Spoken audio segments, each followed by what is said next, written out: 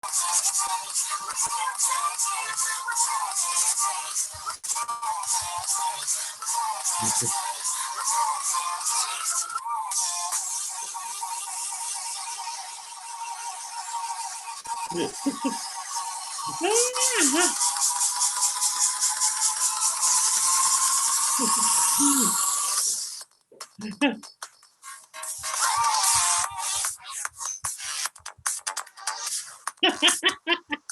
ahead and vote, bitch.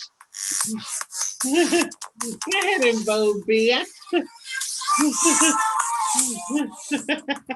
Hey, hello and welcome to my Southern Exposure Hi. reboots.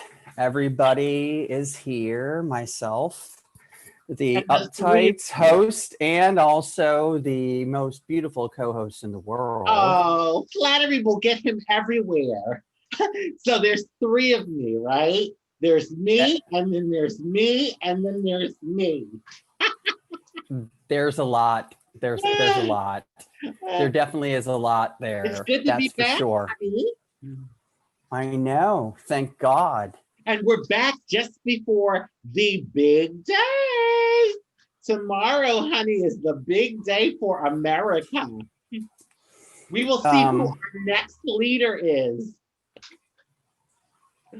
I don't. Wow. I mean, I really don't know even what to say, but I can say this: I voted a week ago for the only human being on the face of the earth that I trust and have known for a long time. A fellow Joe, Joe Biden, and then also Kamala. Joe and Kamala together are going to help us, hopefully, get through all this bullshit. Raji, what do you got to say? Wow. Well, okay. So I voted also. I did early voting. No, actually, let me take that back. I did absentee voting, but I didn't mail it. I went to the government center and I dropped it off there. I just felt more comfortable doing it that way. And I did vote for Biden and Kamala. Okay, you know what? I've been here, I know, right? But I've been hearing a lot of people say, well, you know, the lesser of the two evils. Okay, yeah, maybe Biden isn't perfect. Okay, and I'm sure he has his stuff. But when you're looking, for me, when I'm looking at the two, I just feel like I have a better chance with Biden and Kamala. And that's just how I feel. I think that, and anyone out there that's a Trump supporter, hey, we all have a right to vote for who we want. But when I hear people argue about why Trump should continue to be president, I'm like, okay, yeah. And you know, the big thing is, oh, well, the economy. And in my mind, I'm like, okay, so are you telling me you're choosing money over morals and like respect for all people and equality and equity and like, you know, civil rights for people? I mean, that's just like what comes to my mind. When you have a leader, and let me tell you, anyone out there that is someone of color, LGBTQ, I know you got to relate to the fact that since he has been president, all of these white supremacist hate groups that have always been there, they got brazen. It's like, yeah, you know, loud and proud about it. And so, you know, if you have a leader that's kind of lending license to that sort of thing, then, you know, it just doesn't work with me. So, Joseph, what do you have to say, honey? Oh, honey, sweetie, love you, doll. You know, I got a lot to freaking say about this crap. That's for sure. I wasn't prepared for you to bring up that topic so quickly, to be honest with you. Well, listen, So you know what? I couldn't help it. I mean, the election is tomorrow, and I had to dive in. And hey, what can I say? I'm a hot blonde today, in case you haven't noticed. And so, no, I definitely noticed, and so has everybody else, especially with your over 1,400 views of your promo video from oh, 3 weeks ago. thank you. I don't know. I was telling you, before the show started. I don't know. Like I wear this this color when I do when I've been doing shows lately. But I don't know. Like I haven't really gone out and about, like out and like hung out with the blonde hair yet. And I feel like it's a little too much, but you said you think it's perfect. So I don't know. And I've been getting so many compliments. So anyway, hey, maybe the Trump people and the white supremacist people won't come for me because, I'm a blonde now. I don't know. I don't think that's going to camouflage it. Camouflage this skin, honey. This caramel skin. But anyway. Maybe we can send some paint over to you so that it can be covered in white paint, or maybe a trash bag that's a white trash bag and you just like suck it around you, so the white people that are the racists can like look past you. Yeah. But it sounds horrible to say it that way, but it is turning into a black and white thing, or I should say a people of color thing, and white supremacist stuff. I got a lot of stuff to talk about, Raji. You and I have had a couple of conversations recently, and I really don't care anymore. All the bets are off, so I'm going to share. Okay. And it's not the reading rainbow; it's the realistic rainbow. So first of all, I know, Raji, you don't know about this. I did not share this with you, but we have had 2 deaths in our families within the last couple weeks. So this is the first time you're hearing about it, but unfortunately, my mother-in-law's father, I should say stepfather, passed away last week. And then also my Aunt Debbie passed away a couple of days ago. Neither of them were connected to COVID. We don't know what happened to Debbie or to Dean, but both of them have passed away. So we have had some deaths in our family, which we are trying to figure out how to work through those. And I'm sure that we're not the only ones who have had that. And if you want to share, you can. But there are a lot of people out there who, I don't really know what the freak is going on, to be honest with you right now, Raji. Yeah. I don't. But it seems like there's a lot of people that are dying, a lot of people that are getting sick, a lot of people that are just missing, and no one knows what happened to them. There's a lot of spiritual things going on, a lot of energy flowing around, and it's up to us to try to figure out what the fuck to do, to be honest with you. I mean, it's an 18 and over pre-filtered audience member situation with us. So you don't have to use your filter, and I don't have to use my filter anymore. So you know what? Whoever doesn't like that can fuck off. So, I mean, that's just the way that it is at this point. If a douchebag who is acting like a leader of a country can say whatever the fuck he wants, you know what? I can say whatever the fuck I want, and you can say whatever the fuck you want. Yeah. And if someone doesn't say the words properly in the correct order, you don't make fun of them. They might have a speech impediment, just like Joe Biden. It's not something that's new. It's not something that no one knows nothing about. It's been not promoted, but at least shared, because no one else has ever done this before besides, there's no one else who's ever done it before.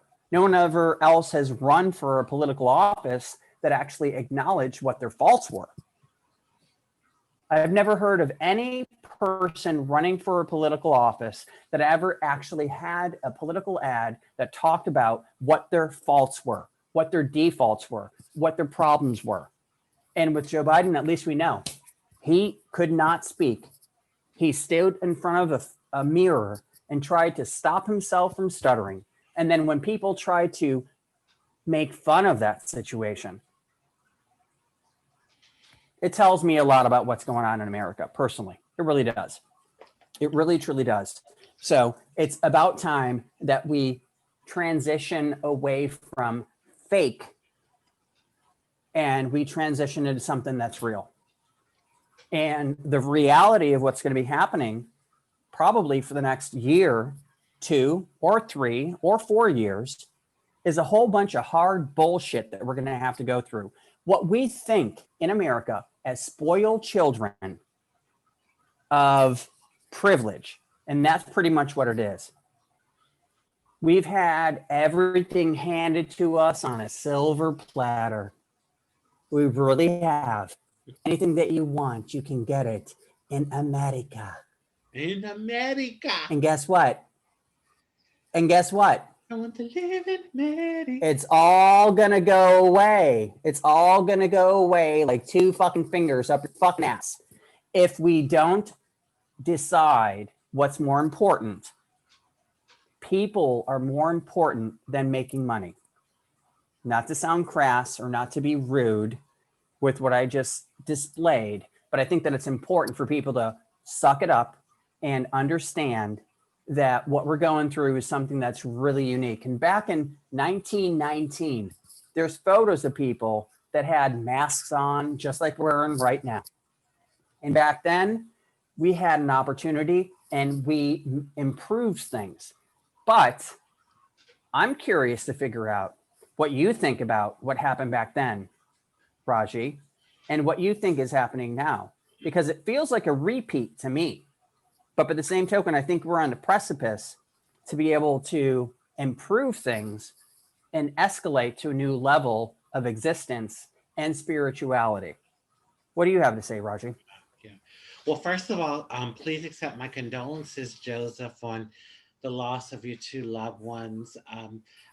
Before I get into that, I also want to mention my dear cousin, Pamela Singh, who lived in Toronto, Canada, 46 years old. She passed away last week in her sleep.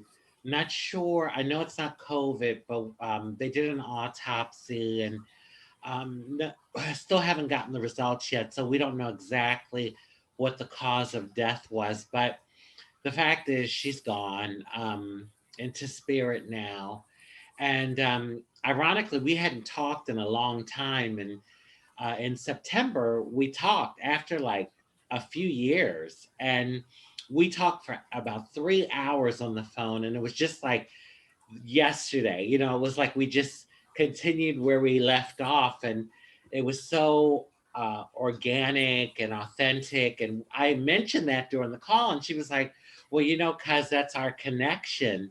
Even though we don't talk a lot, when we do, it's just, it's just right, and everything just falls into place.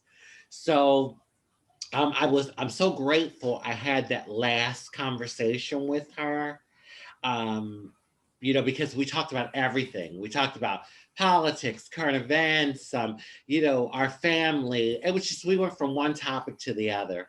So soar with God, Pamela Singh. I love you. And she was just such a loving, giving, compassionate person. I mean, from a little girl, I remember going to Canada and visiting, and she was just always so sweet and down to earth too at the same time. Like, very in touch with her spirit, but at the same time down to earth, if that makes any sense to you all.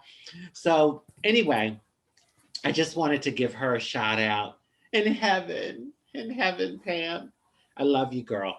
So, okay, in regards to the 1918, well, they called it the Spanish flu back then, and today's COVID-19. If you look at the history of the world, there have been plagues, sicknesses, uh, things that have killed like a lot of people, sicknesses throughout the history of our time. There's been plagues. And so I think it's just really a part of our existence here. Like whether it's every 100 years or 50 years or whatever, there's something that comes along. And you don't even have to go far back to see the different things. I mean, you know, and look at HIV/AIDS in the 80s. There was no medicine for it, and so many people died. And you know, then like the 1918 plague. But after that, there was the polio. You know, that was a big thing. And you know, there's so many things that we can list. So this is just another one of those moments, I think, for us as a civilization here on the planet. And I would say that in every situation, even the bad ones, quote unquote, it is an opportunity to learn and to grow from it. So I think that we certainly can use this time as an opportunity to pivot, you know, from it and maybe improve and grow and learn from it. Um, because I could just think of my journey, like my life journey and the mistakes that I made and the hard times that I went through and you know the horrific things that happened to me and I got through them and like yeah, it was hard, but I got stronger from it. I learned from it. You know, it makes me who I am in this moment. So yeah, this is an opportunity for all of us as a human race, I think, to grow on a personal level and also as a global society. You know, so yeah, I'm hoping that you know, people are saying, "Oh, there'll never be like the norm that we knew. It'll be a new normal." That phrase, and maybe in some ways it will, but I'm sure in 1918 there were people when they were going through that plague that said, "Oh God, life is going to change. We won't shake hands anymore, and we won't kiss and hug anymore." And people, after it was over, they went back to it. You know, so we'll see. I guess the jury's out on that. Okay. I'm sorry to hear about your family member also as well. Thank you. And that's just unfortunately part of what's going on. I think that there's a little bit of a conversation that needs to be had about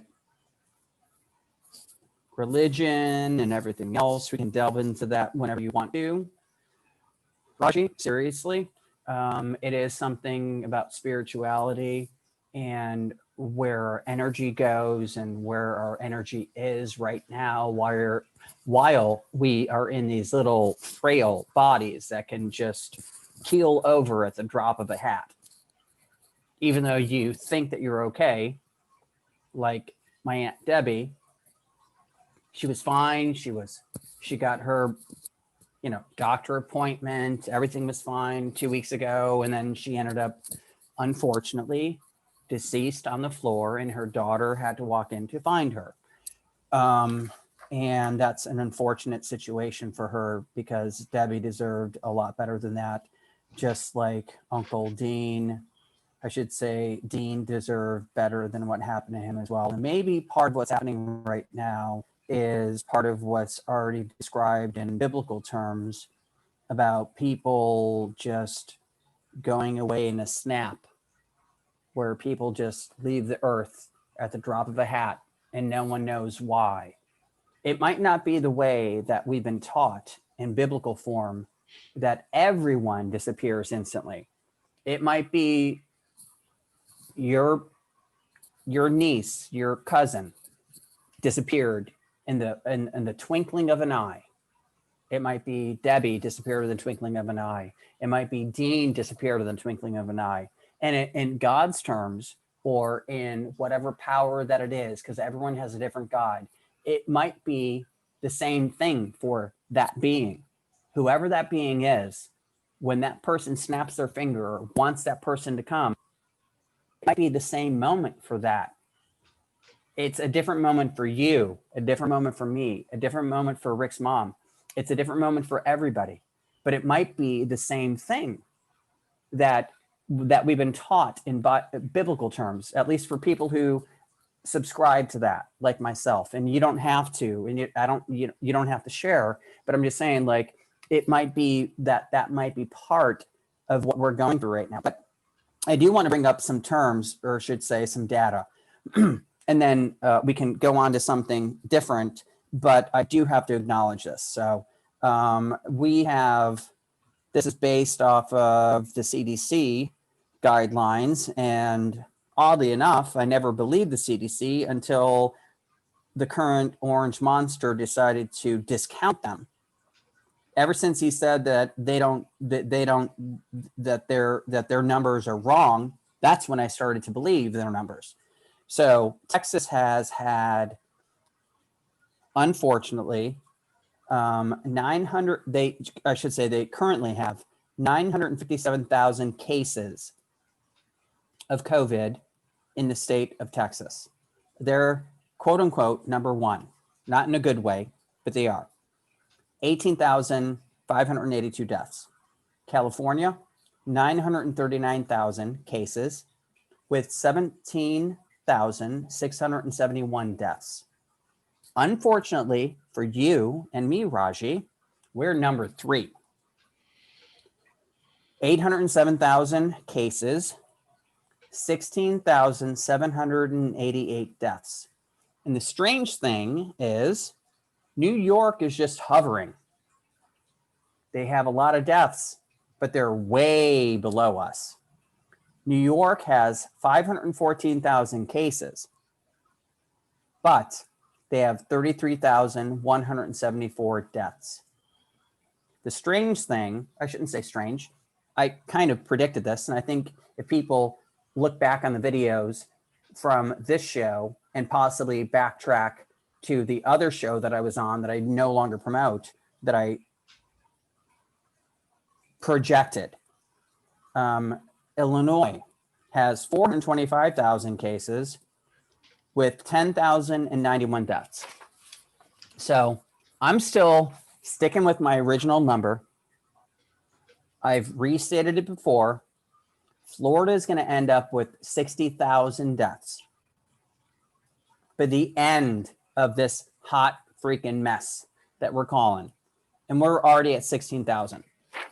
So I don't even know what to say or what to do besides try to warn people, put on a freaking mask. And when I went to go vote, actually, I'm going to ask you, well, you did your thing, absentee and whatnot, but I'm going to share my story. When I went to go vote, because I don't like to be around people, Raji, you know this, I'm not around anybody. I don't want to get sick or anything. I don't want to have anybody in the house. I wipe down my groceries with wipes. I look like a hazmat operator when I go out to just go to the freaking grocery store, to be honest with you, like a face mask and then another mask. And then I have my face shield. I mean, the only thing that's missing is gloves on my hands. And then I come home and I wipe myself down and I have antiseptic and everything else. And I spray myself down. I look like a freaking freak, to be honest with you. But we have managed so far to get through the situation with my partner and his mother that none of us have gotten sick from the virus. But it's one of those things where you never know. If you have a little tickle in your throat, is that the virus? I mean, if I don't eat, is that the virus? If I don't wake up on time, is that the virus? It's beyond a bit much. It's ridiculous. I mean, and you know, and I can share the story with the audience, with you, Raji. I mean, I was sick for like 2 weeks because of me doing manual labor and breathing in concrete dust like a freaking moron. I'm close to 50 years old and I'm schlepping shit around on my shoulders like I'm 20 and breathing in concrete. I mean, but I was fine and nothing happened besides just having a situation. But it's one of those things where it's like, it makes you think if you cough or sneeze or something's going on, that's what it is. And the reality is that these numbers are freaking ridiculous. They're shutting down, I think, what is it? The United Kingdom, Rome, not Italy, but the one next to it, the other one, Turin, Rome, Italy. They're shutting down stuff everywhere. And then in the United States, it's in like 6 states or 7 states that are ready to shut down. But they're talking about, okay, let's go ahead and make it okay for people to take a fucking cruise. Because Ron Dick Satan, I don't care who likes it or not, Ron Dick Satan feels like it's okay.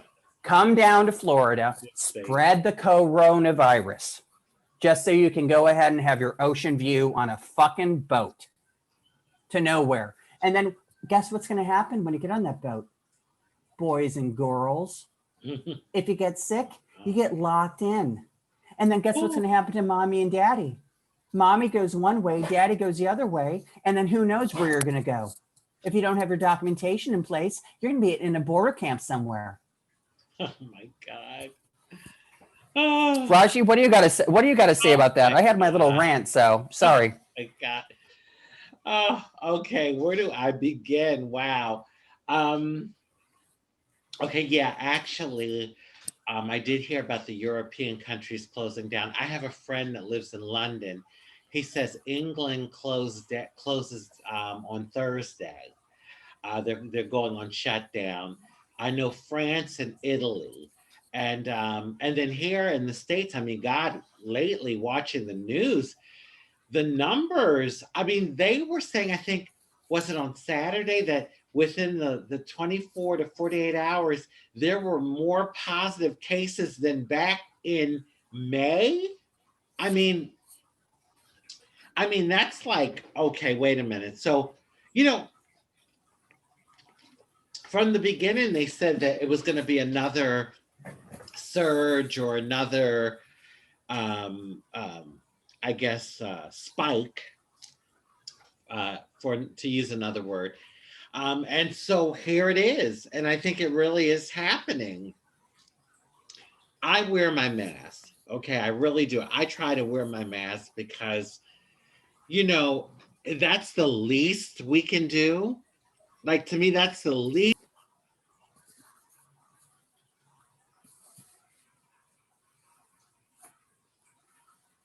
What did you just do, honey? I'm sorry. You hit something. My breast hit something. No, I'm playing. Yeah, so what I was saying is that's the least we can do is put a mask on. Come on. And try and do the social distancing and wash your hands. But I can relate to you with the whole paranoia thing, because like yesterday morning I woke up and I was coughing and I'm like, oh shit, do I have it? But you can let your mind get carried away. I mean, it's good to be cautious and aware, but all at the same time, I think we can get paranoid too. So it's a balancing act, not to get too crazy over it, and just, go forward and do the best you can as far as being careful. We're going to see how this plays out, because listen, this is just the beginning of November. We have a whole winter to get through. I mean, fortunately, you and I live in South Florida, so the weather is, better. I mean, we have our little cold fronts here and there, but I mean, the rest of the country pretty much, God. And then, things have a way of spreading. I mean, we were seeing it. And it was so funny. Well, not funny, literally funny, but for lack of a better phrase, when it first came out and they were saying, well, the virus doesn't really do well in warm weather. Remember they said that? And I was thinking, well, good. We're in South Florida. It's always hot and humid. We should be fine. But then look, it came down here and it's spread it. So I think we're just basically we have to have faith, move forward, and just hope for the best. And I've used this time really to go within a lot more. And spirituality is so important. I think, you were talking about spirituality and religion. And the way I look at things, because I don't like particularly claim a religion.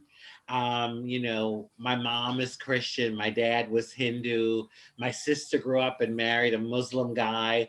I practiced Buddhism for a few years in my early 20s. So, but the way I look at it is religion, all the different religions are different paths or roads to your spirituality and to the higher power, to that. I call it, you know what I call God? I call God the divine, universal life force or source.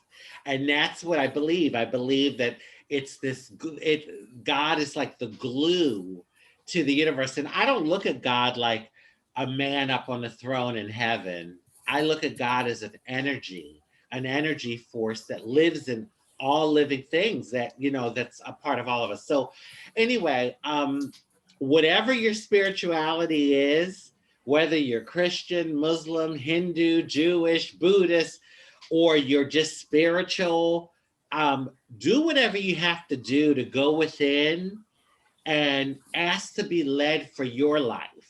And what I mean by that is what might be right and perfect for me might not be right and perfect for you. They Yeah. say one man's medicine is another man's poison. So, go within and connect with the higher power, with the universe, whatever you call it, Allah, God, Jesus. And, to me, it's all one energy, just different names. Hey, some people call me Raji, some people call me Rajendra, some people call me Raj. I'm still, so that's how I look at the different names for God. It's the same energy. It's just different names for God. But anyway, do what you have to do so that you can get led for your life. Get led in the direction for the right and perfect direction for your life. So that's my take on the whole spiritual religious thing. And I think more than ever, this is the time we really do need to tap into that. I mean, really, like, this is a time, if there was ever a time to do that, because look at all that's going on in this country. My God. I mean, here in America, not only have we dealt with the pandemic in 2020, but we have the racial tension that's going on in the country. And we also have this freaking election that is tomorrow. So the whole political thing that's going on. So 2020 is definitely going to go down in history. I don't think any of us will forget 2020 unless you get dementia. But no, I think we'll always remember that. We'll always remember 2020. Oh my Lord. Okay, so first of all, wow. Second, wow. Third, wow. But to try to bring a little levity into the situation, thank you so much for that, Raji. Seriously, a lot of people, I think, that are out there that are watching our show that like us, I think it's important for them to understand that there is good still out there.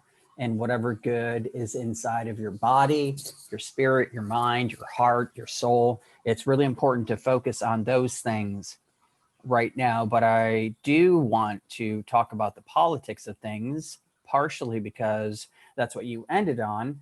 I want to bring up the election process. You and I discussed this before. There's 538 votes, I should say 538 quote unquote electoral college members.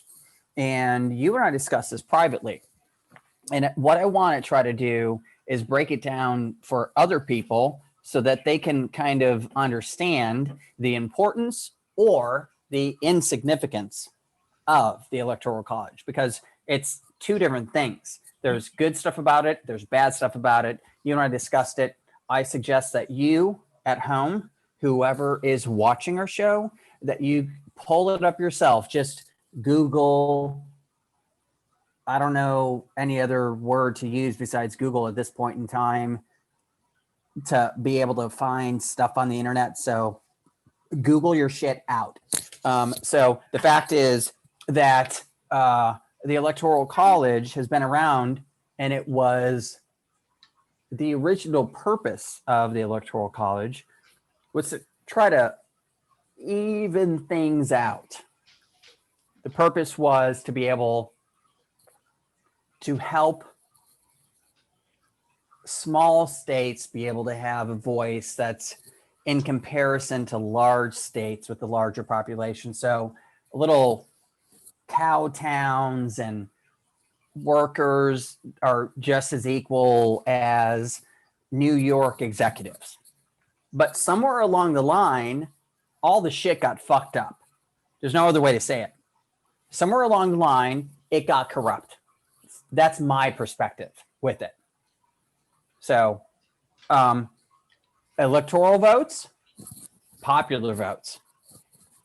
Gore was one example of popular votes winning and getting beaten with electoral votes. The second one, Hillary Clinton. Popular votes, got fucked over and bent over a desk, and now we're left with the fucking douchebag with a orange face. So if this is the third time that it happens, my suggestion is every single person at home that is watching this video, you go out to the streets and you let them know how unnecessary the Electoral College is. If they fail us a third time, guess what? 3 strikes, you're motherfucking out. Yeah. That's how I feel personally. So I'm not anyone of power or a position of power. I ain't got no damn money. I'm just as broke as all of you bitches at home. Bitch, But I'm just so much money. You ain't even... Oh, stop it. But I'm just saying, the fact is that I'm just like you. I take a shit on the toilet just like everybody else does with my 2 butt cheeks on the damn freaking porcelain. So we all need to figure out what's really going to work, and what's has been quote unquote working so far is not working. Clearly, we have to acknowledge what the problem is. The problem is what we've been indoctrined into believing that can work is continuously not working. It's corrupt. There's so much money going into things that have evil inside of them. And we have to stop that, because the definition of insanity is keep doing the same thing over and over again and expect a different result. And the result is never going to change unless we change what's going on. So my question for you, Raji, is, and the people at home, and if you don't like what I have to say, send me an email, joseph@mysouthernexposure.site. If you're going to be nasty, I will put you in a file called Flush Down the Goddamn Toilet.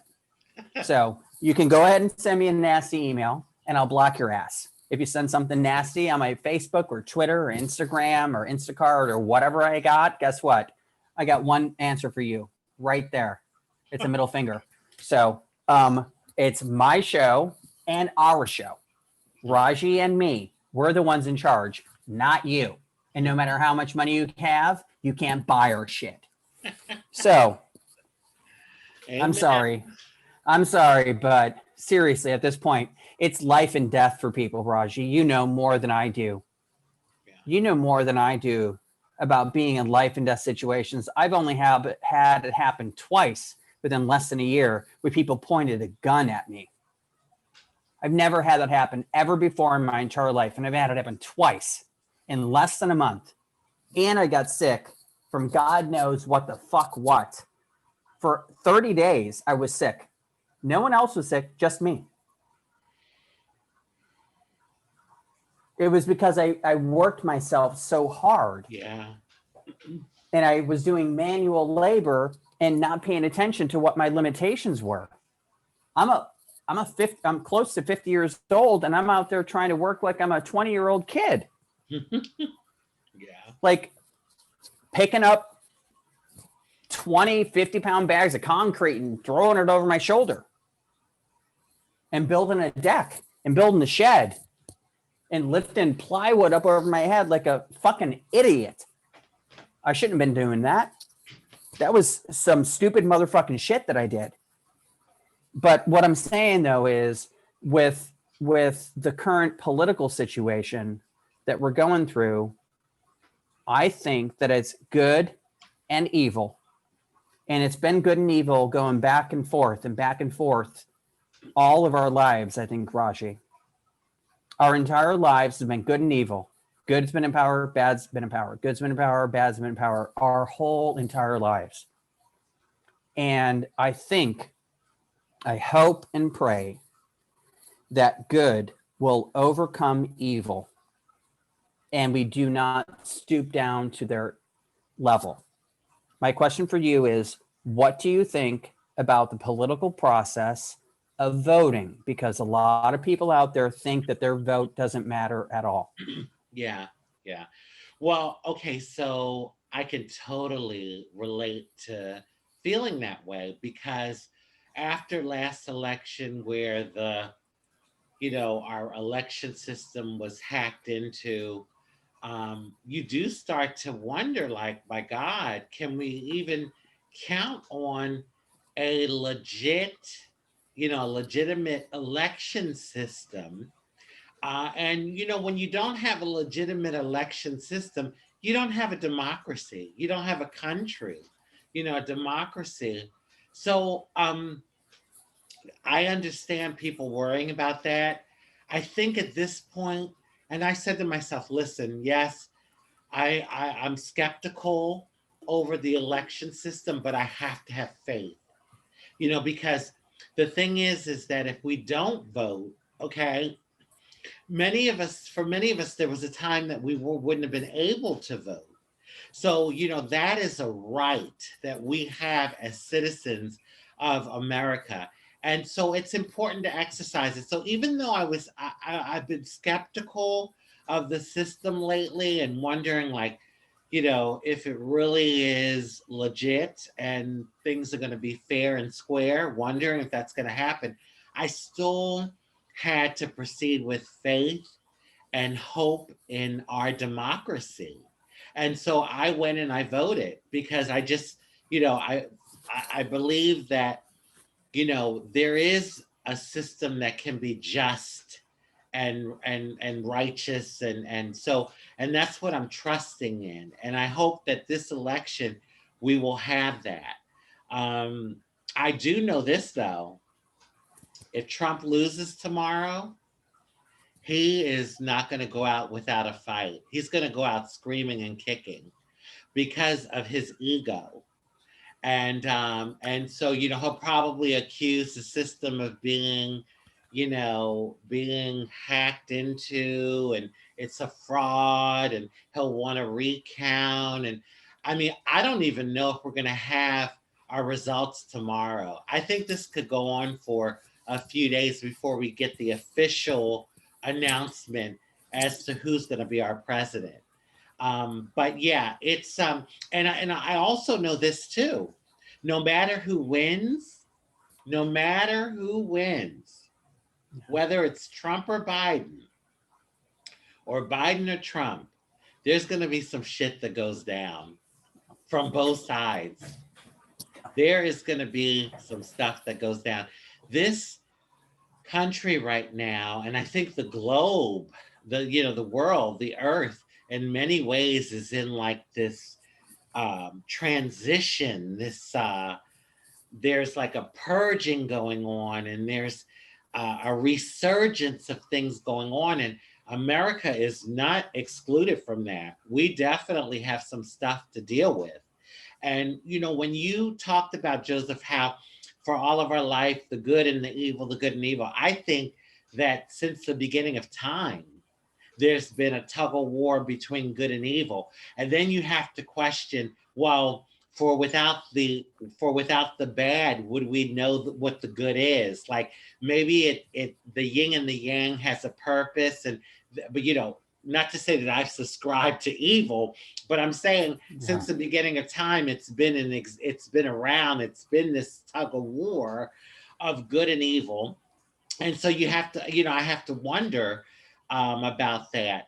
But systematically in this country, if you are someone of color, whether you're African American, Latino American, Asian American, someone of color, if you are not white, systematically we've been dealing with this our whole lives, because when you have a country that was built on 350 years of slavery, Yeah. okay, 350 years of slavery, and when slavery was abolished, it was another about 100 years of Jim Crow laws here in the South, where it was segregation, and there were white water fountains and black water fountains, and white bathrooms and black bathrooms, and all of that went on.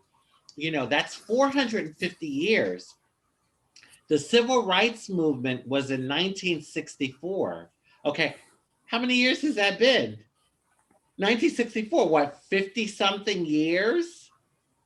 Okay, so that up against the 450, of course we have racial issues that we still have to deal with in this country. Of course, there is a systematic racism that happens in this country because it was built on that.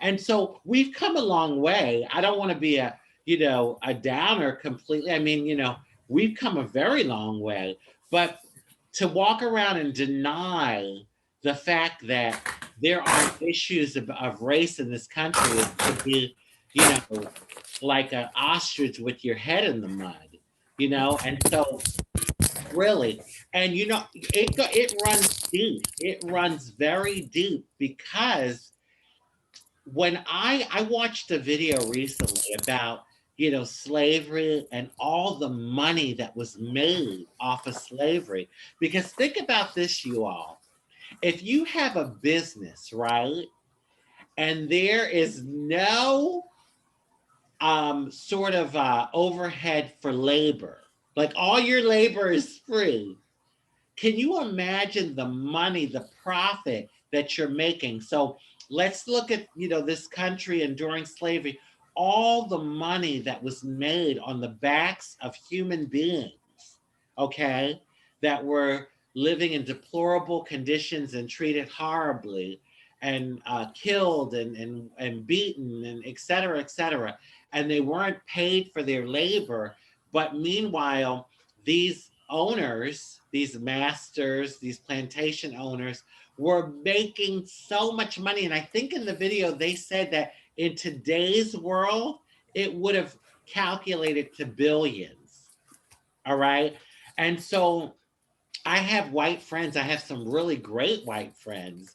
And, when I hear Black people or people of color say all white people are no good, I can't subscribe to that either because I don't believe that. I think that it's about content of character. And there are white people that are just and against the supremacy and all of that. But when I was talking to a girlfriend, she's African American, and she was saying, when she hears white people say, well, it wasn't me, we didn't do it, that might have been like my ancestors, but I didn't do it. And the people that say that are correct, but guess what, you're living off of the benefits of that, because just how people of color are being affected and continue to be affected in negative ways from slavery and what went on. White people have been able to live, and not all white people, but I would say for the most part, even poor white people, even the people, when I hate this term, but when they say poor white trash, the Yes. fact that they're white in America still makes them privileged in a way. So, it runs deep, and I I'm about moving forward. I am about moving forward. Okay. If you're living in the past, you know, the past is gone. Yesterday hasn't come. All we have is right now, the eternal now. So let's you know, embrace the moment and move forward in a positive way, and hopefully we'll create some you know, wonderful things for the future. But um at the same time, I think we have to know our past in order to be able to move forth into the future. Holy moly, pudding Woo! pie. I have to take a deep breath on that. Oh my God. I went Well, on a rant. you know what? To be honest with you, I think rants are in. Rants are the new cool. Yes, I don't know. rants are in. I'm gonna have to tweets, um, Tweet, twiddles, snap, squitch, squatch, whatever all the things are that all those kids do that are TikTok. super cool. Um, there's so many things out there, and I'm trying to be hip, but I'm still square. So I'm hip to the square, so to speak, like old people speak. I apologize for all of you young children out there. I'm trying to do the best that I can, and I will try to upgrade my software at some point in time. But the reality, I think, is a little bit of a hard pill to swallow. I guess I don't know if that makes sense that way, because what you just said is fact and it's reality. Uh, Part of what you just talked about got into part of what my question was, but you actually didn't answer the question. So I'm going to have to lob it back over to you to get an answer to my question, Mhm. Raji. My question was, with the electoral college that's out there currently, what do you think about popular votes being discounted and basically thrown out the door if the electoral college decides to push somebody through? Because the electoral college is a really big conversation, and either it needs to be nullified, completely removed, or it needs to be fixed. So my question It's for you is, and Al yeah, Gore popular votes won, Hillary mhm. Clinton popular votes won, possibly Joe Biden popular votes wins. If we have the third one where popular votes win and the fucking electoral college decides who is in charge of our lives for the next 4 years, what do you have to say about that? Yeah, I'm sorry. I have a tendency to go on tangents. That's right. I went from one thing to the other and didn't answer the question. Yeah, I okay, so the electoral college was put into place for a good purpose. Okay. You know, you have a state like Rhode Island, okay, which is small compared to California. So, you know, our country wanted every state to have like a fair vote, a fair voice. Okay, so if you have a tiny state like Rhode Island, as opposed to a big state like Texas or Florida or California, where does it level out? And so I get it. I totally get it. I do think, though, that in these times, because of the technology and see, back in the day when this country started, there weren't computers. Information didn't get dispersed like it does now. Everything's so instantaneous, and people are well informed and all. So I think now the popular vote has more weight than it used to. Okay. And so I would say that the system definitely needs to be tweaked. You know, there needs to be some adjustments made because listen, life has changed. Okay. From the beginning, from the minute we're born until the minute we die, we're continually evolving. So just because a law or a system was put into place 100, 200 years ago, that doesn't mean it can't be changed or it can't be tweaked or it can't be completely dismantled. You know, times have changed. So it definitely needs to be looked at. And I swear, if this happens tomorrow, oh my God, there needs to be some fucking petition to get this on the, you know, up for a vote to dismantle the freaking electoral college because three strikes like in baseball, three strikes, boy, I tell you. I'll be fucking out. Oh my God. I won't even, I'll be so disgusted. Anyway, there's my answer. All right, so that's pretty much exactly what I expected, because we're both on the same bus with that. But I do have to ask a question to you about the most recent Supreme Court appointment that was more important than helping people in the entire country be able to have a second stimulus package. So apparently, Amy, I don't even care to remember her name.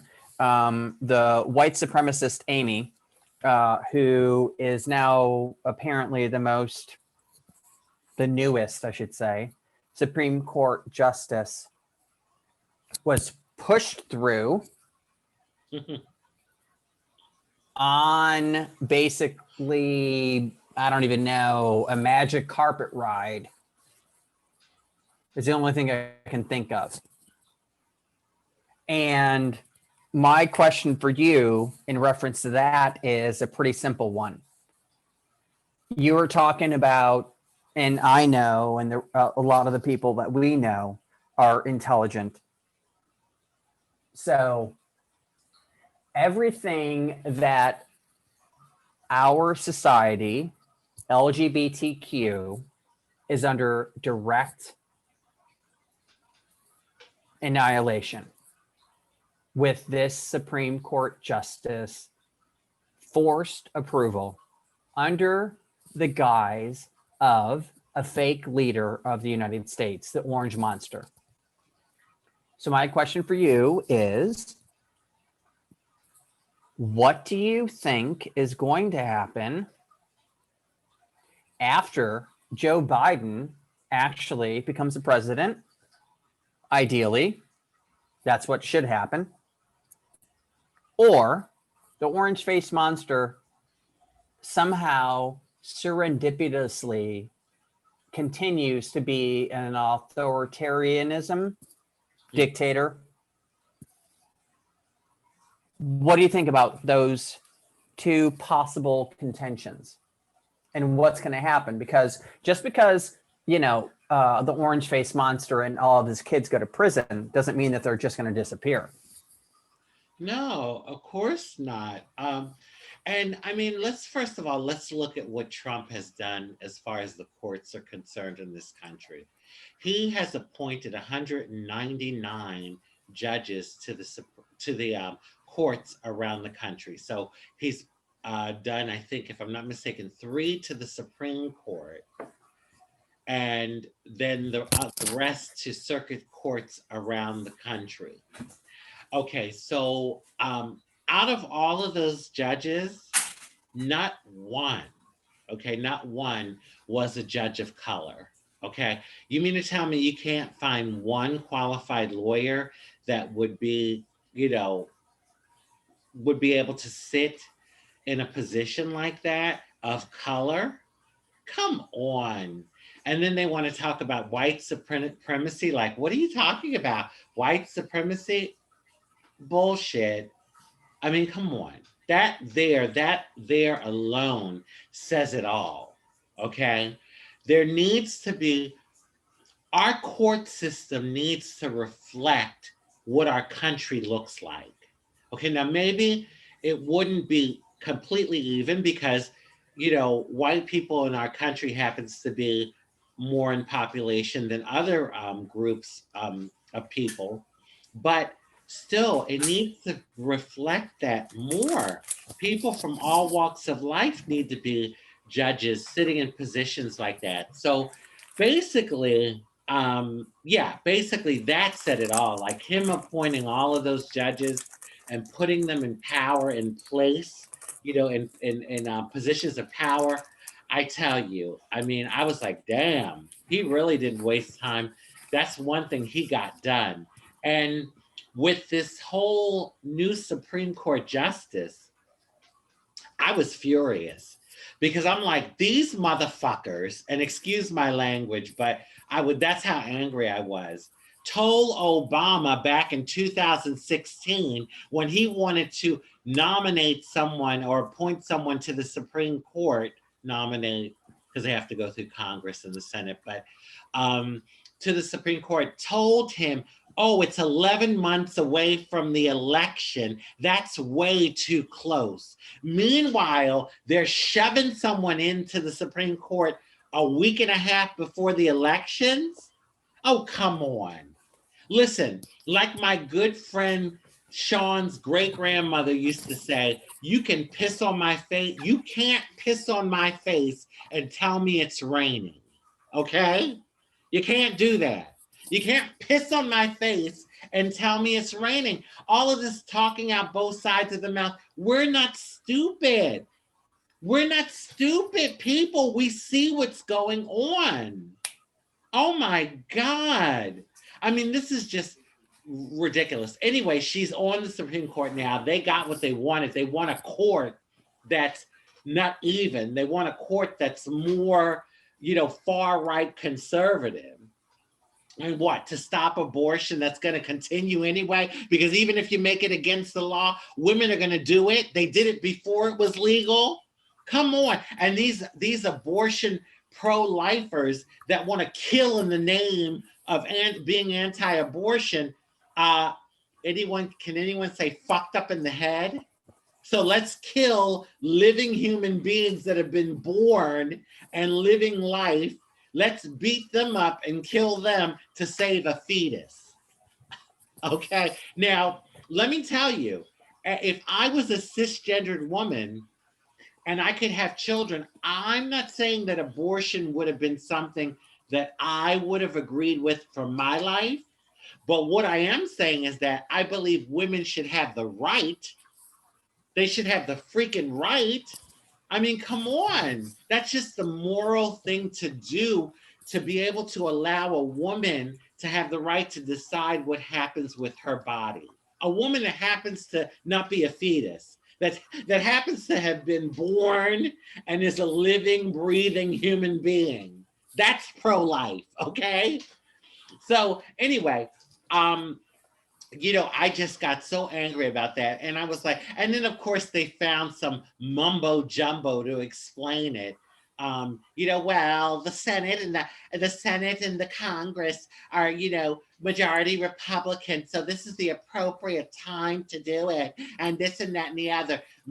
Was it Mitch McConnell? I can't remember if it was him or not.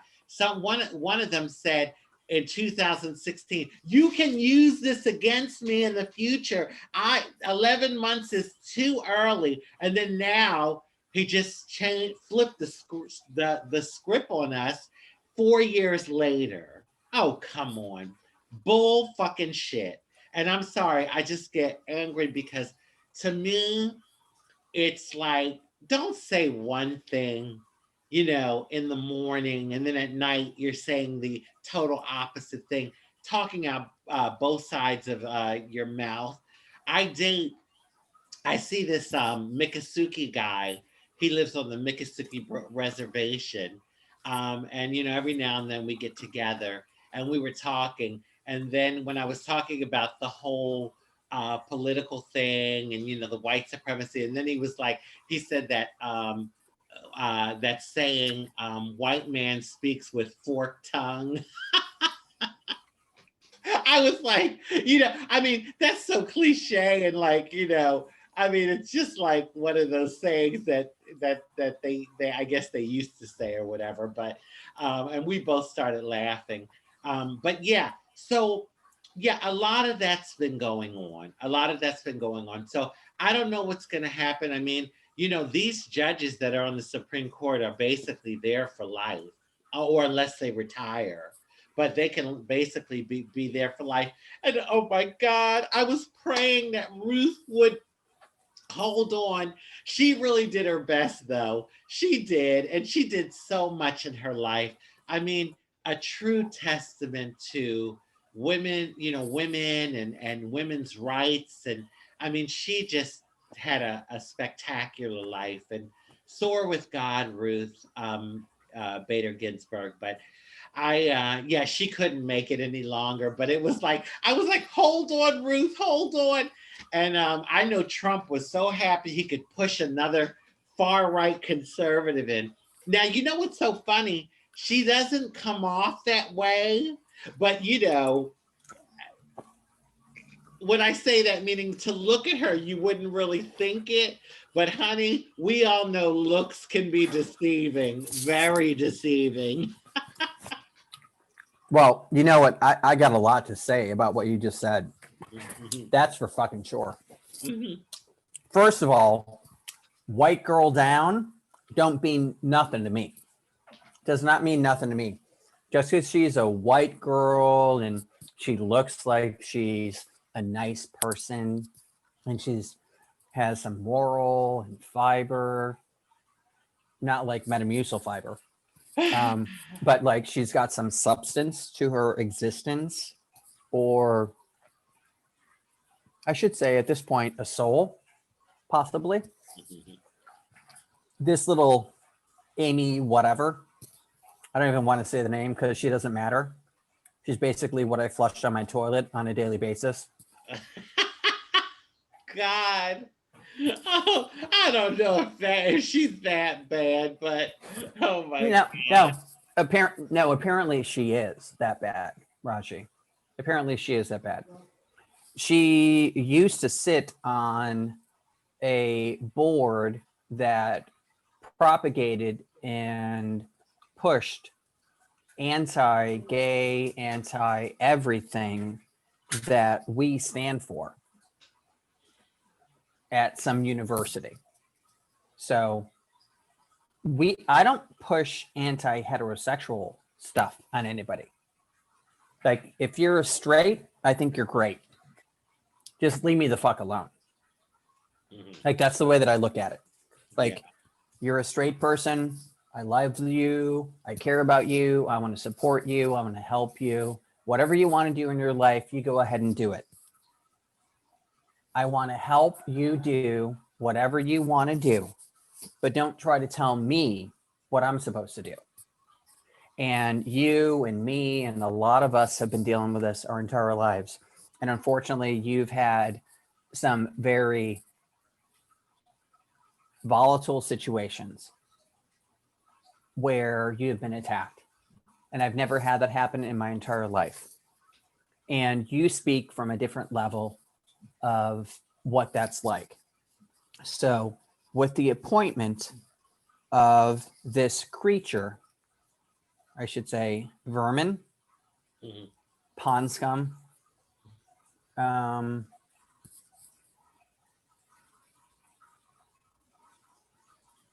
being of a different dimension that doesn't deserve to exist.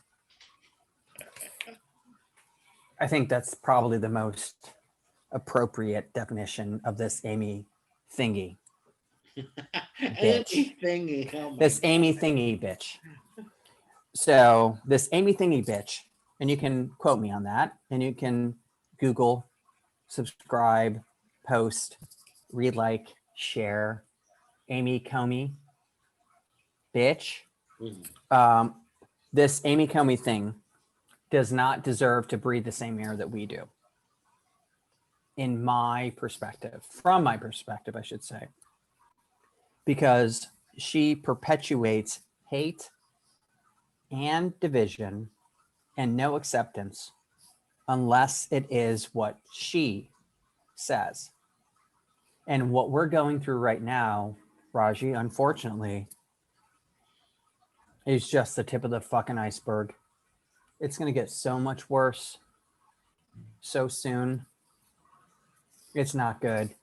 All the progress that we've made is going to be flushed down the toilet they've been stripping things away for the last 4 or 5 years, or I should say 4 years, ever since that orange faced monster came into existence, into a position of power. He's been stripping away things from us and a lot of other people, and they don't even realize it. So, in reference to the original question about the electoral college and everything else, I think personally that it needs to be just nullified, removed, out of the way. I thought that it was already on the table and being removed, but unfortunately it wasn't finalized. So we need to fix that. We need to fix that and figure out a way to offset the corruption, because it's not about how much money you have. It's not about who you know. It's about your point of position. Your point of position should be, if you are a civil servant, you are supposed to help everybody. No matter if you're black or white, Protestant, Hindu, Catholic, gay, bi, trans, any. I mean, because some people will just stick it in the fucking light bulb, to be honest with you. And a light switch, they'll just shove it in.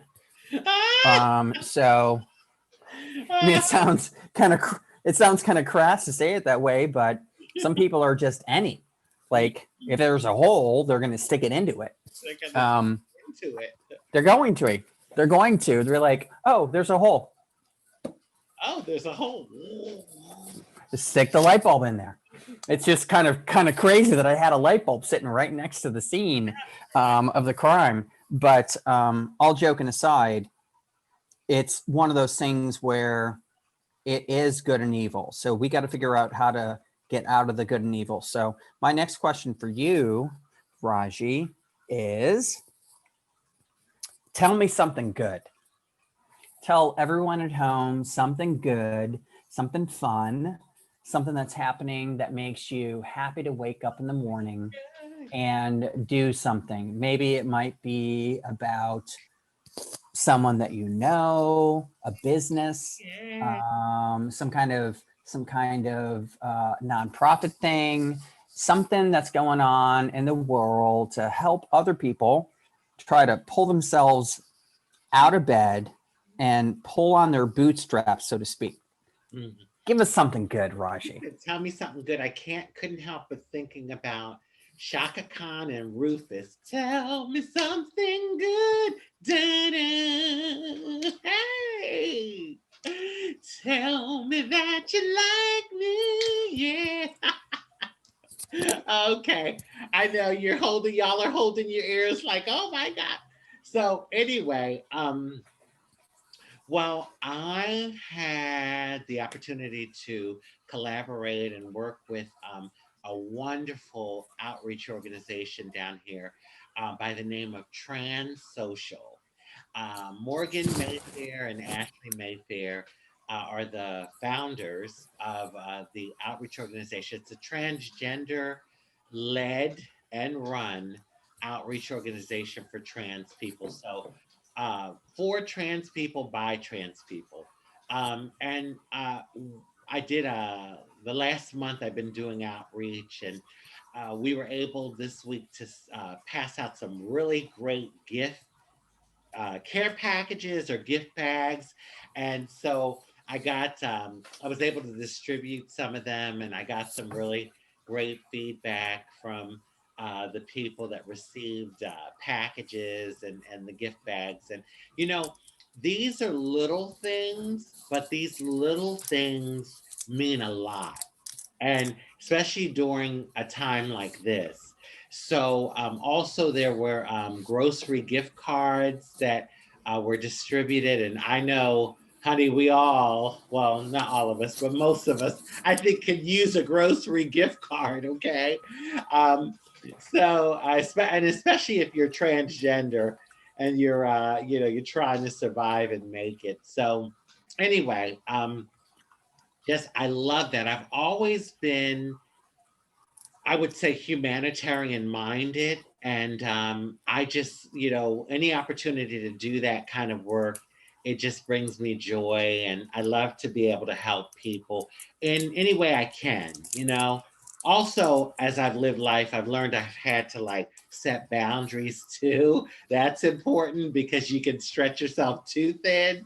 So, again, back to that magic phrase, balancing act.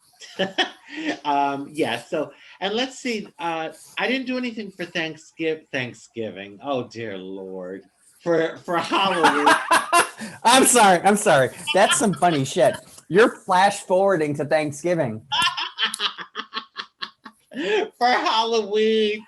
You must have done slapped your weave too many times.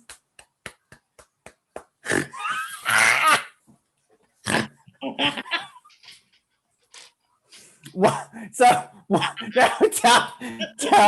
tell them. Oh my God, you're making me piss my pants. But I mean, they canceled Wicked Manners this year and Wilton Manors, which was the right thing to do.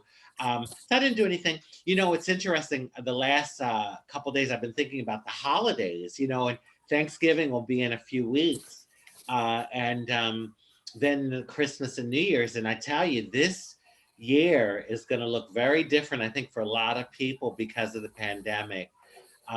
But again, find going within, tapping into your spirituality, your spiritual belief, and just making the best of it. And sometimes small and quaint is good. Like it doesn't always have to be big. So you get together with one person or two people or a few people, instead of having like a crowd around.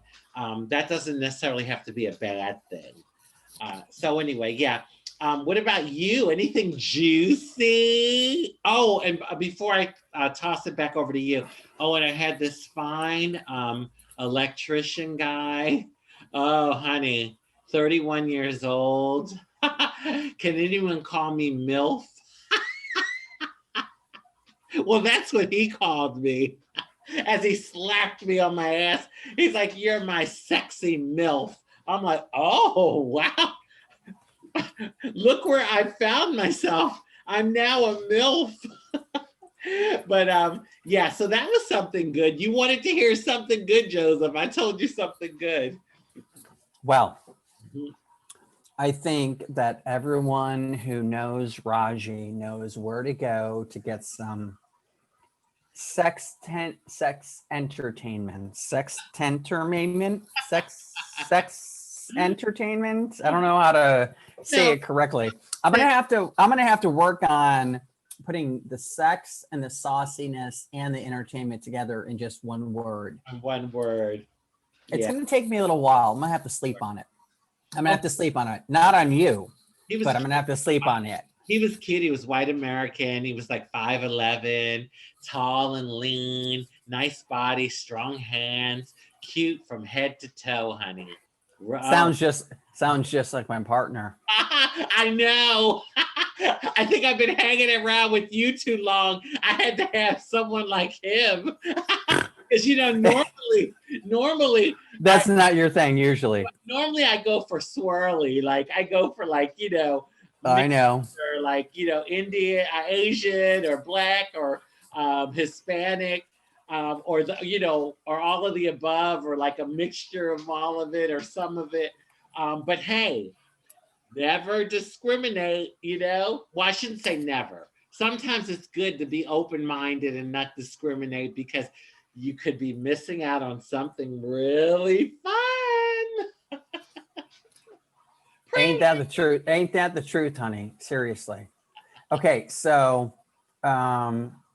you said so many things that have brought up so many questions. I don't even know which one to address first. That's the problem.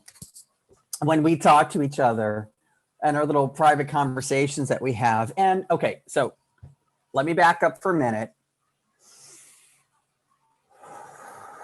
and breathe in. And I ask you all to do the same at home.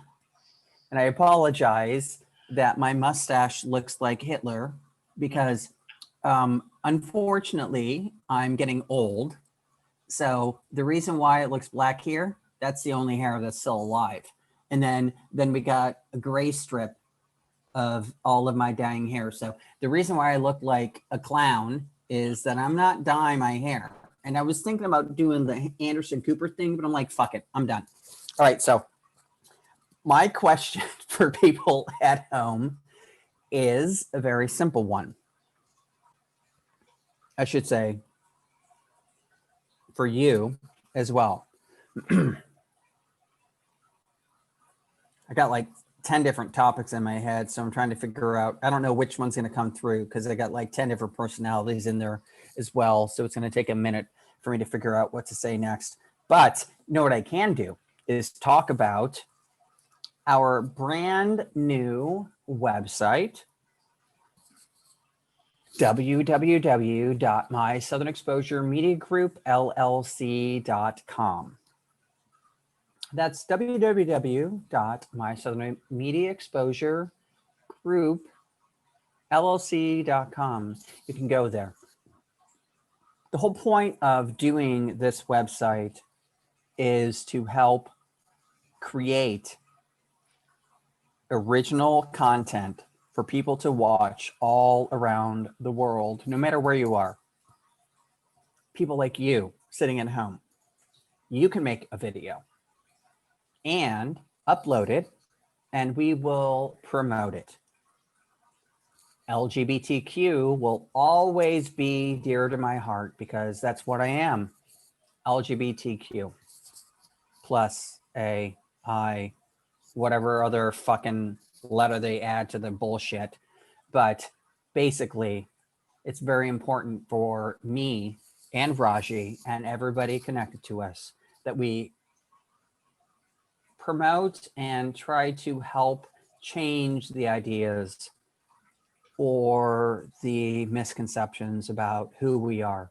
We want people to actually understand who we are and learn how important we are. We're not just like everybody else, and everybody else is not like us. So go to www.mysoutherneXposureMediaGroupLLC.com, and you can pull up a lot of videos. So we're going to try to do whatever we can to help everybody all around the world enlighten themselves and also be entertained and also have some fun. And at the same token, help some of those people be able to make some work, I should say, make some money, being able to work from home safely. So that's pretty much what my current goal is at this point. So don't forget about it. Don't forget how I mess things up by saying it incorrectly because it's not a pre-recorded thing.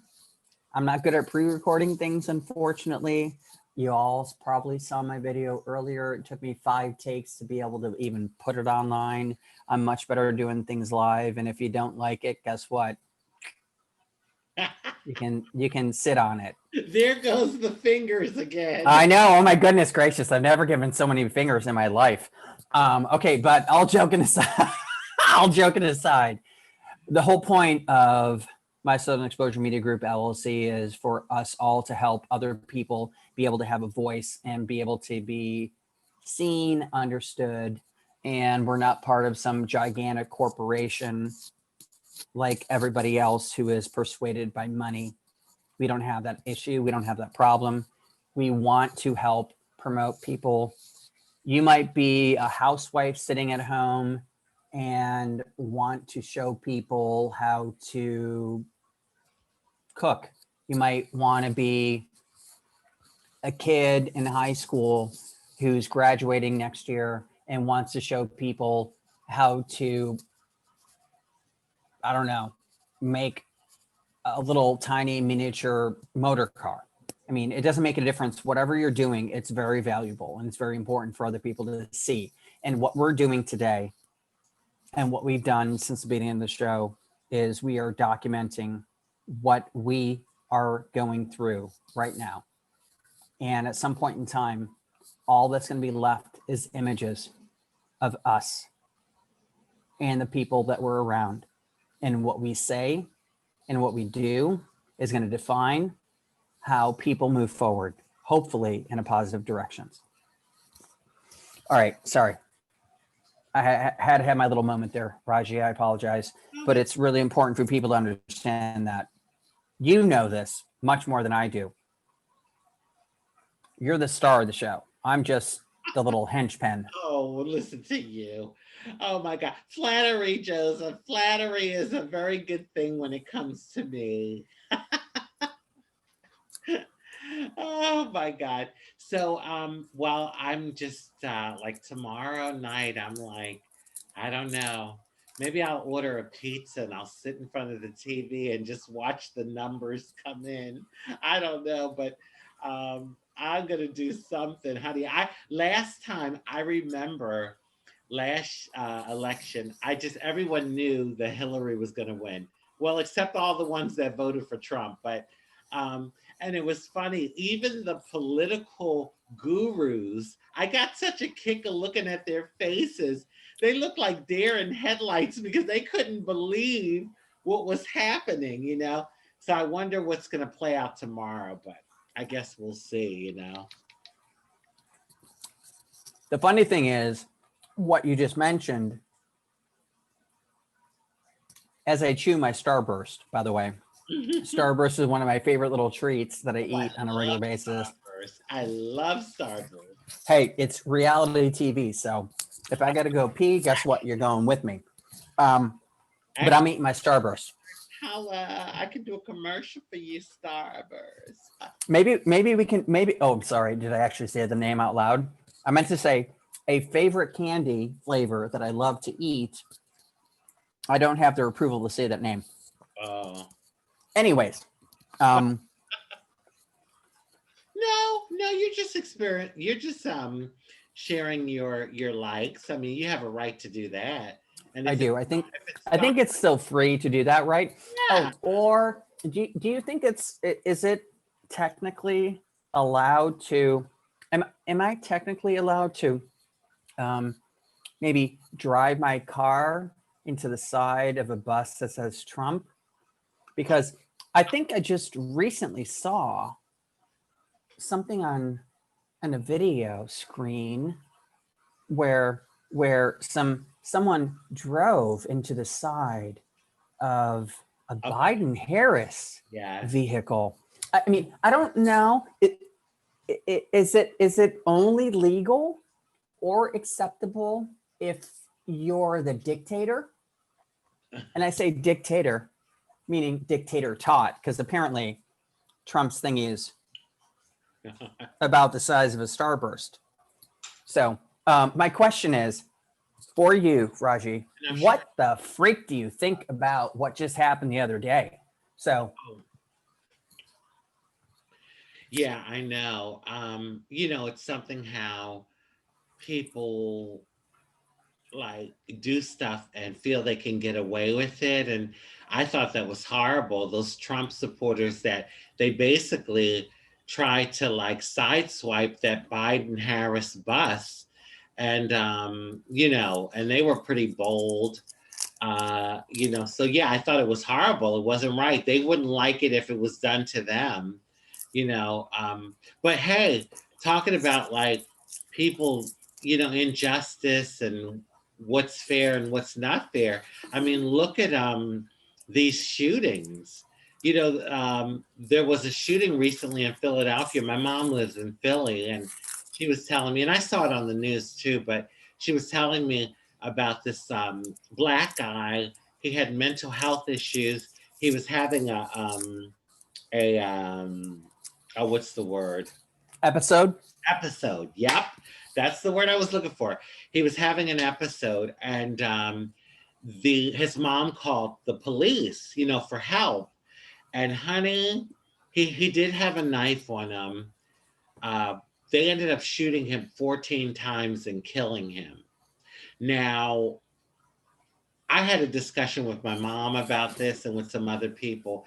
And I'm like, you know, it's interesting how with this Black man that's having a mental episode with a knife, and they both have guns, and they basically shoot 14 bullets into him.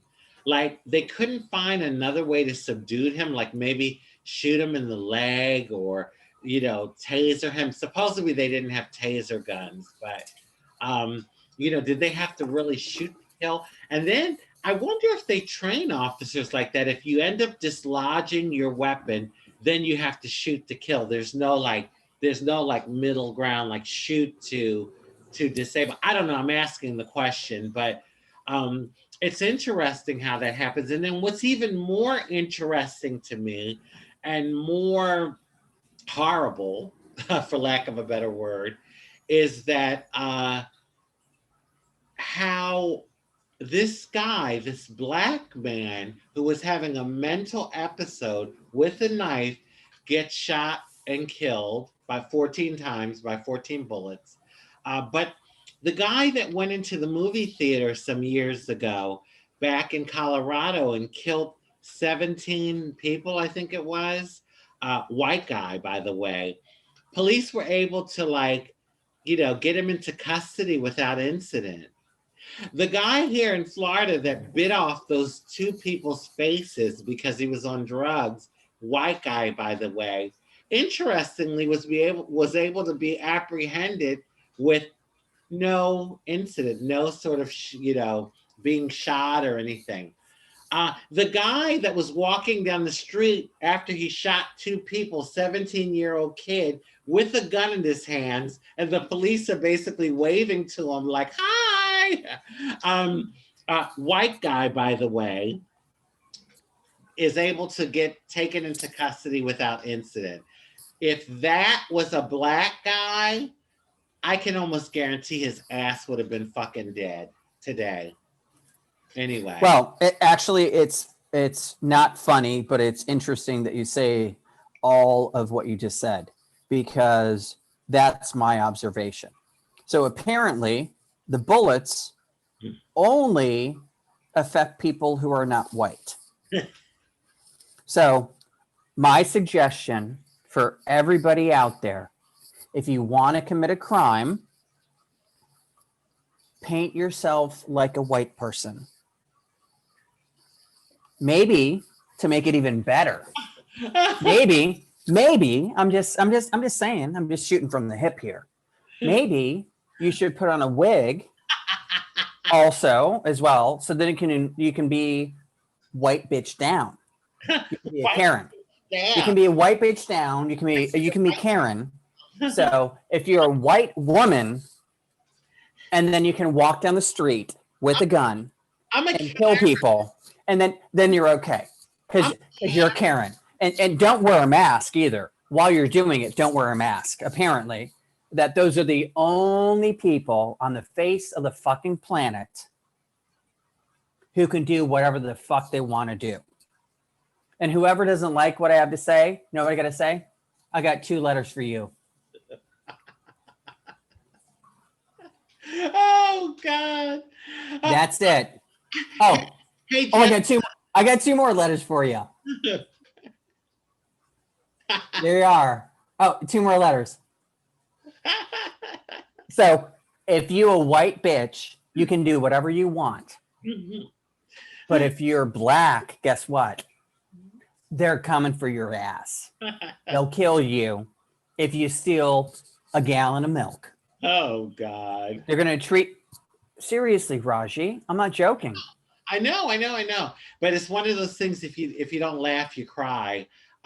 Hey, but you know what? I'm a Karen. I just have a tan. That's all. I just have a little tan, but I'm a Karen. Can't you tell?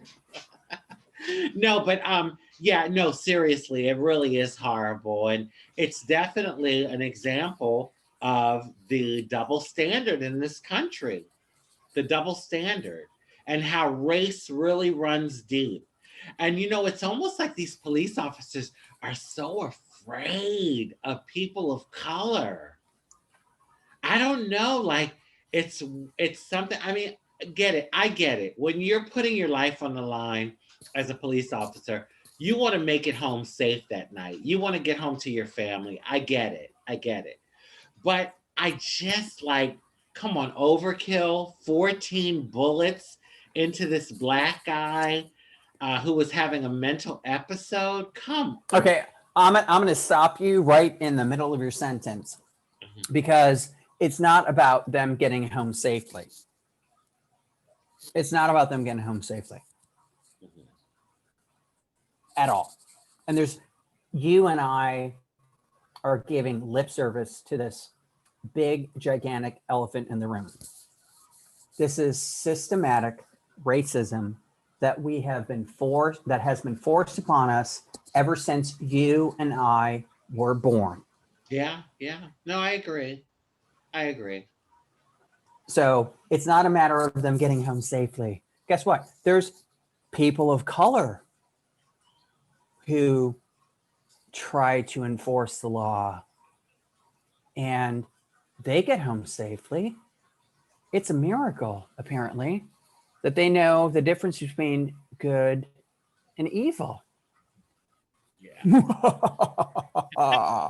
Well, I mean, seriously. And let me tell you, there's another issue too, because there are some there's some officers of color that are into this whole police, like the blue code thing. So that's a whole nother issue and a whole other thing that that would be like a topic for another show. But yeah, but I would say in general, for the most part, you're right. It is systematic racism, and there's definitely a huge double standard when it comes to the way officers treat white people as opposed to people of color. Very much so. Well, I think part of that whole problem is something that, unfortunately, I mean, I don't know how it's going to pan out, Raji, to be honest with you. I mean, you and me and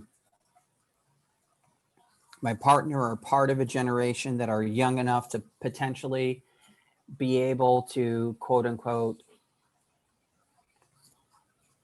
live forever based off of medical advancements and making good decisions and eating healthy and thinking good thoughts and everything else. There's really no limitation. People used to live back for people who believe in the Bible, in Bible times, people used to live for hundreds of years. We're talking 2, 3, 4, 5, 600 years people used to live back in the Bible. And that was way before all of this technology that's around us. And unfortunately, we have to use some of that technology now to be able to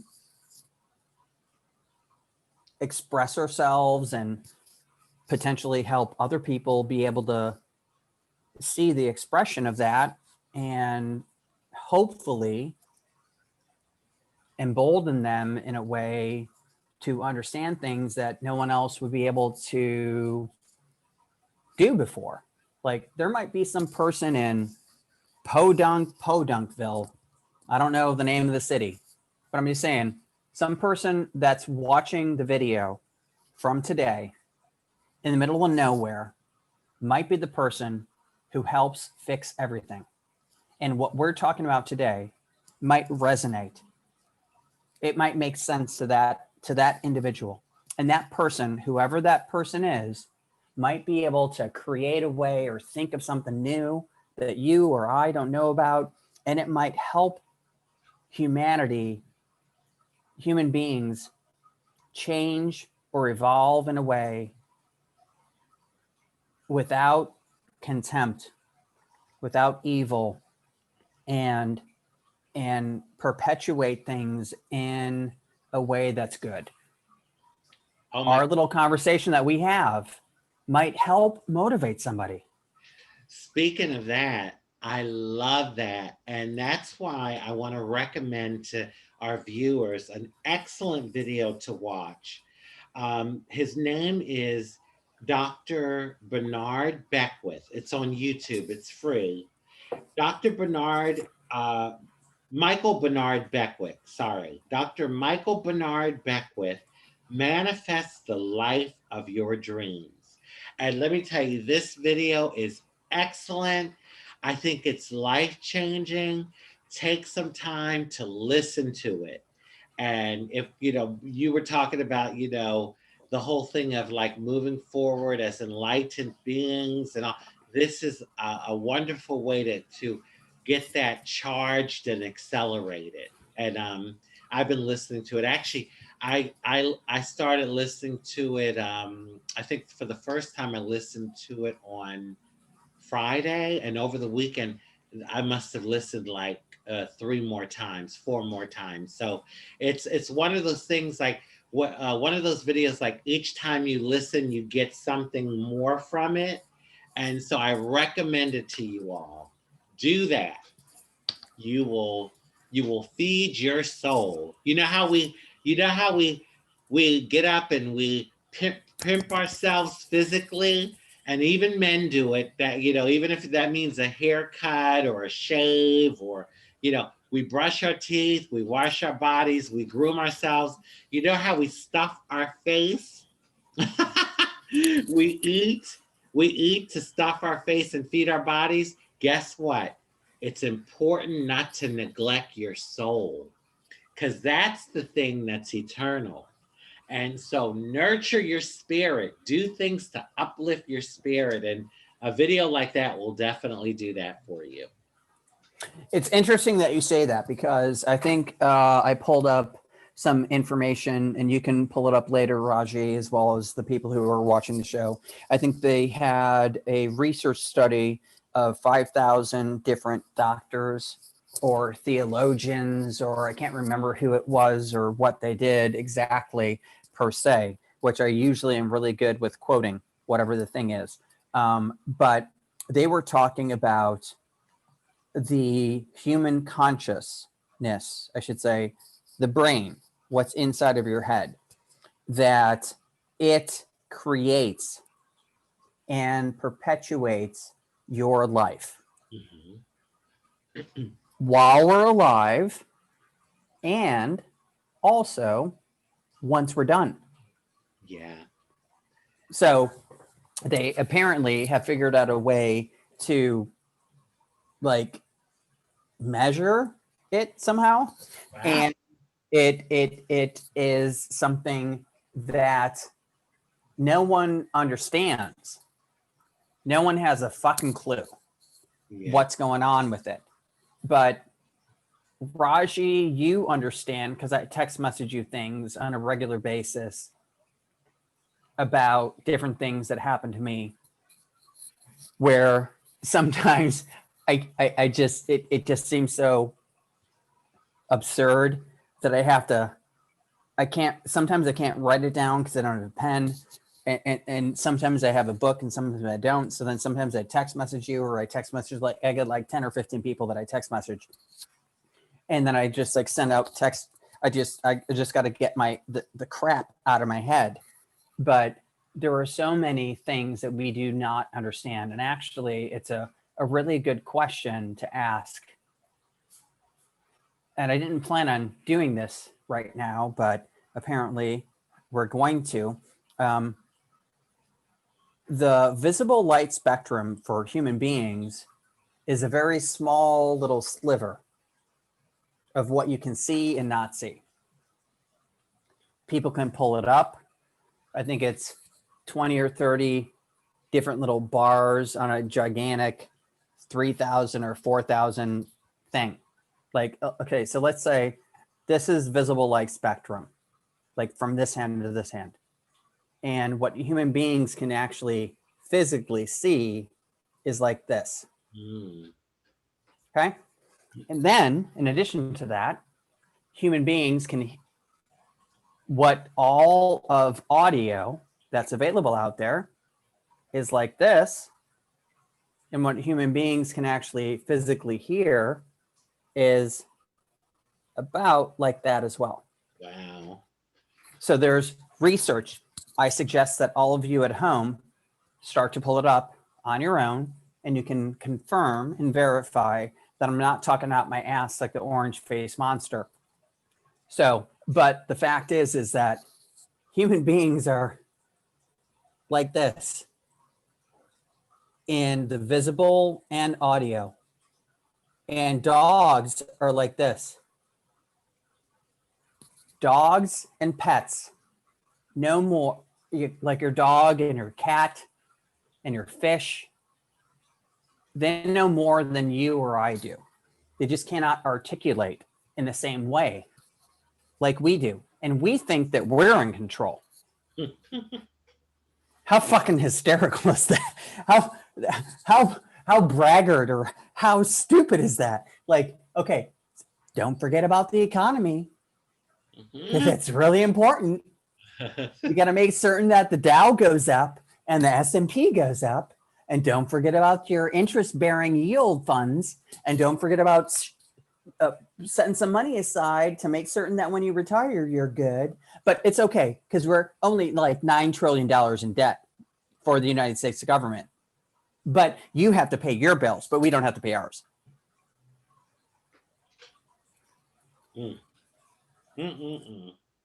What do you got to say, Raji? God. Whoa. I gave you a lot to process there, honey. Sure did, honey. Oh my God. Well, you said you wanted to let the dish out, so I let the dishes fall to the fucking floor. Oh, yes, you did. Okay, so we can touch our brain. Like my brain is here, but we can't touch our mind. Where's the mind? And that's why I believe that that's the thing that's eternal, because when our bodies die, the brain dies too. The brain is almost like the desktop, you know, but the mind is the frequency that comes through the desktop, you know, and goes. And I think it's really one of those things that the force and energy force that we as human beings have to think things out and to reason and that sort of thing. That's what makes us human beings, because of the reasoning aspect of our thinking. But yeah, so it makes sense when you say that when we die, when our bodies die, that the mind is still continuing on and, you know, creating and that sort of thing. And I'm a firm believer of thoughts are powerful. Like thoughts create. Our thoughts create. And we can create our lives. I've seen it in my life with things. I've seen it in just looking at our existence, because every single thing that exists on the planet started in someone's thought. Like, you know, besides nature, well, who knows, maybe someone thought about that too. But what I'm saying is, like every material thing, like before there were houses, someone had to think, oh, maybe we can build something that gives us shelter. Before there were wheels, someone had to think, well, maybe we can build something that helps us move from point A to point B easier. You know, before there were planes, someone had to think, you know, those birds fly. I wonder if we can build a container that will allow us to fly like the birds. You know, computers, clothes, everything. It started in a thought. And then once the person thought of the idea, then they worked to manifest it. So you don't have to look very far. You could just look around your house and see the power of thought. Look at your refrigerator. Someone thought of that idea. Look at your air conditioner. Someone thought of that idea. The computer, the TV. I mean, so you don't have to go far to see the examples of the power of thought and how we truly can apply that to our own lives. So I am 100% with you, Joseph, when you talk about that. It is powerful. And I think it's the only thing that really is eternal. Like, you know, that like our mind, soul is eternal. Everything else is temporary. This all dies. This all rots, you know, so Yes, definitely, definitely. I love that we got on that topic. And, you know, the reality of my mortality is there. I mean, I think we try to live our lives and not really think about it. But you know, when you lose loved ones, like I lost my cousin Pam last week, the reality hits. I mean, it's a reality. One day will be your day. You'll wake up and that will be the last day. And none of us really know when that day is going to come.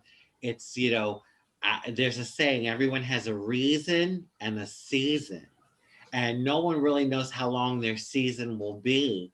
And so I say all of that to say that, you know, while we're here, for whatever time you're here, really, you know, live to the fullest. Like, live and be who you are and live your life to the absolute fullest, because you're here for a reason. You know, we all have a purpose. And so don't get caught up too much, or try not to, in the politics and, you know, the current events. And, you know, and I'm saying this, you know, because I basically want to say that whatever the results are tomorrow, don't let that be the end all to be all. You know, it's about you and your life and your existence here on this planet and what you're here to do. And nothing, no government, no mentality against you, no sort of current event, et cetera, is going to stop that. As long as you're in tune to it and you know your purpose, and you're determined to fulfill that. So, yeah, all of this. Yes, I am engaged in this election, and I definitely have someone that I want to win. I know who I want to win, but at the same time, I'm not I'm not a slave to it. You know, no matter what, I'm declaring, no matter who wins tomorrow and how things end up, I'm declaring my divine, right and perfect, highest good. No matter what, I'm going to be the lotus flower in the muddy world, or the muddy swamp. You know, so the power of thought, hold on to that. Whoever's watching this video today, hold on to that and know that the power is truly within. And so, on that note, I will toss it back to Mr. Joseph, honey, and I guess you're going to be closing out in a few. So, Yes, I am. Thank you so much, Raji. First of all, I want to thank everybody who's watching. I never realized that we would have over 70,000 people who have watched our show in such a short period of time. It's a little strange to me that people even care what I have to say at all, to be honest with you. But it's very humbling as well. And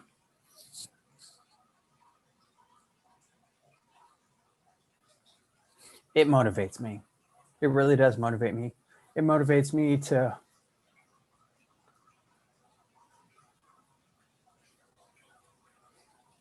do whatever I can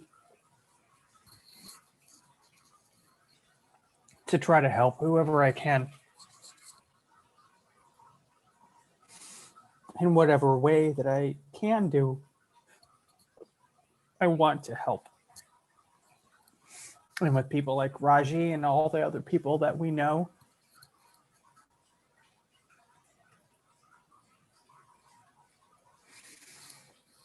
we can help each other. We truly can help each other. So we don't have to tear each other down or hurt each other.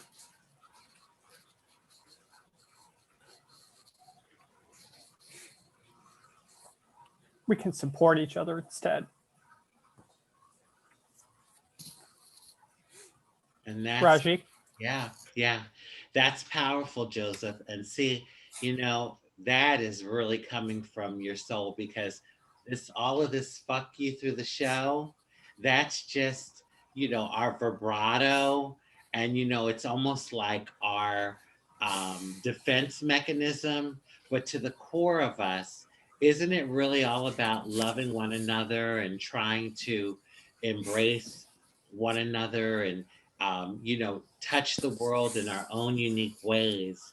And so, that's just a beautiful thing you just said, and I'm so honored and blessed to be a part of this, because yeah, we all are here for a divine purpose. And in the scope of things, this election, when we're all long gone and it's all said and done, this election and everything, I mean, like, that saying, don't sweat the small stuff.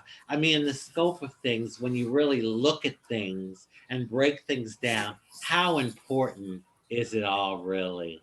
I mean, and that's where we have to really sit down and look at the things that are truly important in our lives and in our existence here on the planet. So yes, amen, amen. I'm so happy that you closed on that note, Joseph. Thank you so much, Raji. And thank you so much, everyone who watches our show. Don't forget to visit us on YouTube, Facebook. Oh, good Lord. There's so many different places you can go to, but the most important one is www.mysouthernexposure.site. You can contact Raji at mysouthernexposure.site, and myself, if you want to, with my crying ass. It's fine. It's Joseph at myselfexposure.site. Sorry for breaking down like some basic bitch. Sorry. My name is apparently my name is Karen. Apparently my name is Karen from Karenville or whatever. Anyways, all joking aside, thank you so much for watching. We all love to see you every day that we do see you. And next Monday, we will be back, myself and Raji, and are going to be hopefully getting a congratulatory surprise party with Muhahaha, the new ruler of the United States, ideally, or the wicked man witch and witch from the West. The wicked man witch sandwich from the West might still be lurking down below. So we're going to have to figure out how to fix that. But whatever. We got two different versions of what's going on. So I had to compose myself. Thank you so much for everyone watching at home. I'm going to give it over to Raji. And then once she's done, I'm going to cut the tape. Yeah. Yeah. Well, you know what? Stand up for something, because if you don't stand for something, you'll fall for anything. And I know, to our viewers around the world, we talked a lot about American politics today. And, yes, it may have something to do with you, but you're dealing with your own situation in your own country. I'm sure you have your politics that you all are dealing with, and whether it's a religious thing that's going on or whatever, a social thing, you all are dealing with something. So, find a cause, which you believe in, as long as you know in your heart that it's the good and right thing to do, and stand up for it wherever you are on the planet. And on that note, I want to wish everyone love, peace, happiness, good health, prosperity, and many wonderful blessings.